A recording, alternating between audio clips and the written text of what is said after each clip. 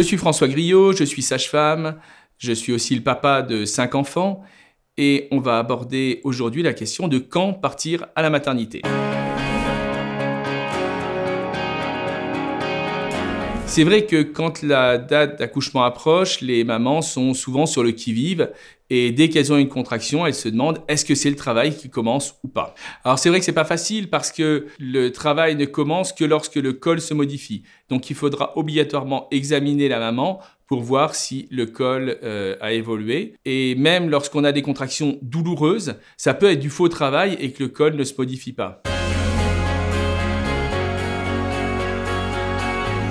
C'est vrai que c'est un avantage, étant donné qu'à chaque accouchement, je pouvais examiner la maman et partir à la maternité au moment opportun. En attendant, elle pouvait se détendre dans son bain, c'était beaucoup plus simple.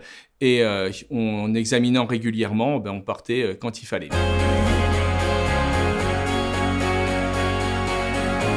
Pour un premier enfant, le plus souvent, on recommande d'attendre d'avoir des contractions toutes les 5 minutes pendant au moins 2 heures pour partir à la maternité. Pour les suivants, à partir du deuxième, on va pouvoir partir un petit peu plus vite. Ça dépendra aussi de comment s'est passé le premier accouchement. Alors, mais les contractions ne sont pas les seules raisons pour lesquelles il va falloir partir à la maternité.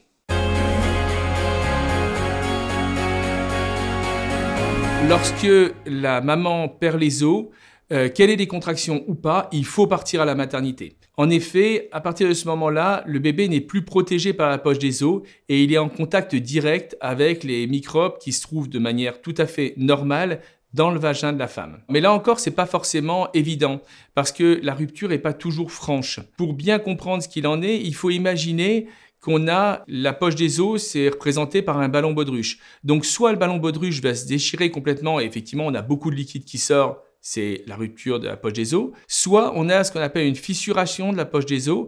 Là, c'est uniquement comme si on avait un petit trou d'épingle dans notre ballon baudruche. Et là, ça va couler tout doucement et on pourra confondre ces pertes-là avec les pertes blanches physiologiques de la grossesse. C'est pourquoi, à ce moment-là, il faut aller à la maternité. On fait un petit prélèvement, ça dure une dizaine de minutes, juste avec un petit coton-tige, et on a le résultat rapidement de savoir si c'est effectivement du liquide amniotique ou alors si c'est des pertes vaginales.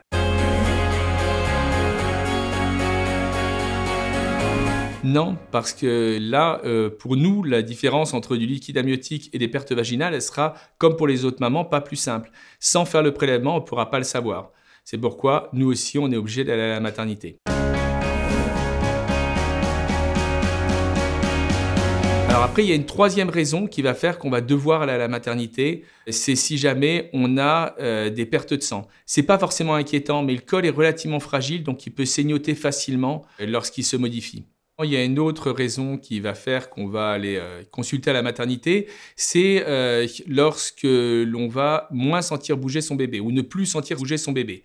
En général, on conseille aux mamans de venir si elles ne sentent pas bouger leur bébé pendant 24 heures.